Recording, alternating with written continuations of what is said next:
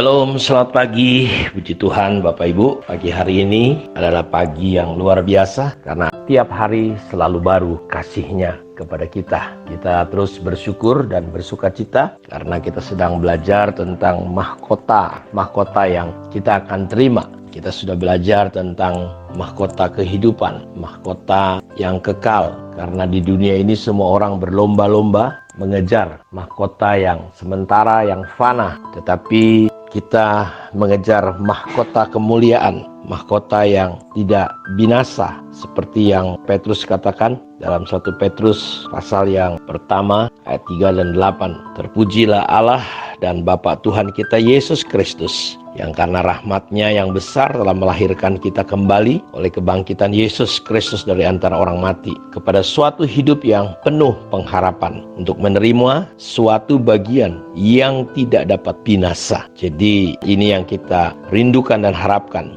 yang tidak dapat cemar dan yang tidak dapat layu, yang tersimpan di surga bagi kamu, yaitu kamu yang dipelihara dalam kekuatan Allah karena imanmu, sementara kamu menantikan keselamatan yang telah tersedia untuk dinyatakan pada zaman akhir. Bergembiralah akan hal itu, sekalipun sekarang ini kamu seketika harus berduka cita oleh berbagai-bagai pencobaan. Maksud semuanya itu ialah untuk membuktikan kemurnian imanmu yang jauh lebih tinggi nilainya daripada emas yang fana, yang diuji kemurniannya dengan api, sehingga kamu memperoleh puji-pujian dan kemuliaan dan kehormatan pada hari Yesus Kristus menyatakan dirinya. Sekalipun kamu belum pernah melihat Dia, namun kamu mengasihinya. Kamu percaya kepada Dia sekalipun kamu sekarang tidak melihatnya. Kamu bergembira karena sukacita yang mulia dan tidak terkatakan. Jadi sebuah mahkota yang mulia yang tidak akan diambil. Ini yang kita harapkan dan kita doakan. Ini menjadi bagian kita sebagai orang-orang yang percaya kepada Tuhan.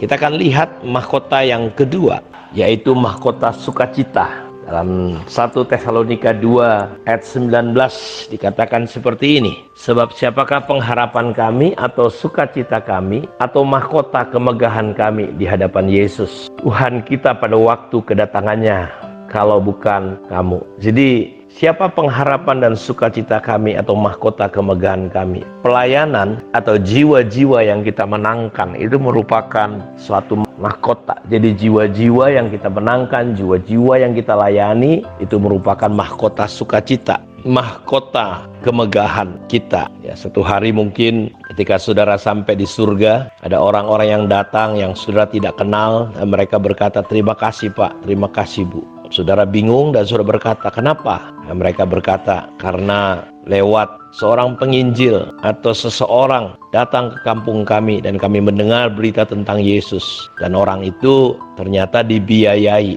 disponsori, didukung oleh Bapak Ibu yang telah memberikan persembahannya untuk pelayanan misi atau lain sebagainya."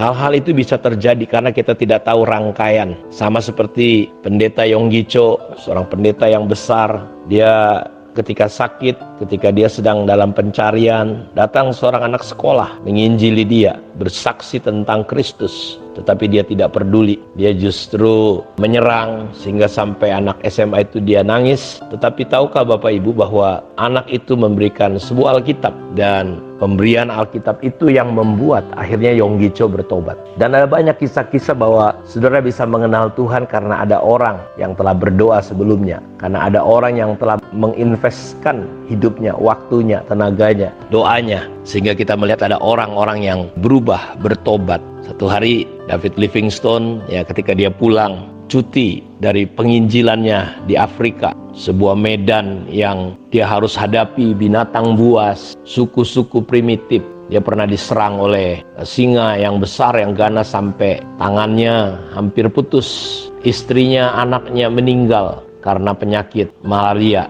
kolera. Dan saudara tahu dia tetap gigih menginjil, melayani karena ada mahkota. Dia mengerti prinsip ini. Tidak ada sukacita yang lebih selain melihat orang-orang bertobat. Dan ketika dia sampai di pelabuhan di Inggris, ya, tiba-tiba dia lihat ada satu pasukan kerajaan menyambut. Dia pikir dia yang akan disambut, tetapi alangkah sedih dan kecewanya dia, ternyata yang disambut itu adalah putra mahkota yang baru saja pulang dari Afrika berburu binatang-binatang liar.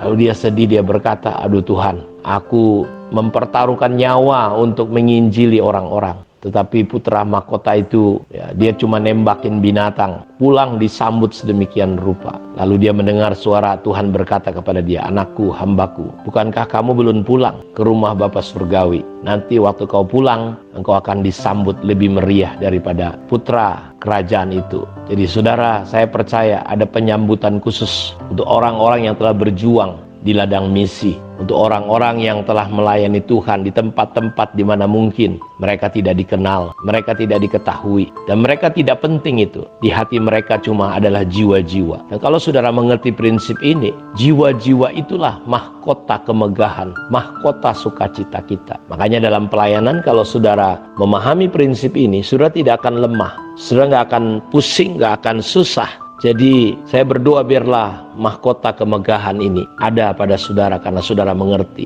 Sebagai orang Kristen, bahwa kita memiliki sukacita, dan sukacita kita bukan karena apapun, tapi karena jiwa-jiwa, karena pertobatan. Ketika ada satu orang bertobat, Alkitab berkata malaikat di sorga bersorak-sorai. Jadi sukacita sorga itu bukan karena saudara dapat duit, dapat pangkat, kedudukan. Seperti hari ini kita lihat orang begitu duniawi, mengukur sukacita itu cuma dari hal-hal kayak begitu. Seumur hidup saudara, berapa orang yang saudara doakan, berapa orang yang saudara layani, berapa orang yang saudara kasih waktu hidupmu untuk mereka. Dan Alkitab berkata bahwa mahkota sukacita adalah di mana jiwa-jiwa boleh bertobat, dilepaskan dari apa? Dari maut. Mereka diselamatkan, bukan karena kita, tapi karena Tuhan. Karena itu saya berdoa, biar kiranya ada mahkota sukacita, mahkota kemegahan, karena kita melayani Tuhan, memberikan waktu kita untuk jiwa-jiwa. Kiranya Tuhan Yesus memberkati kita semua. Shalom.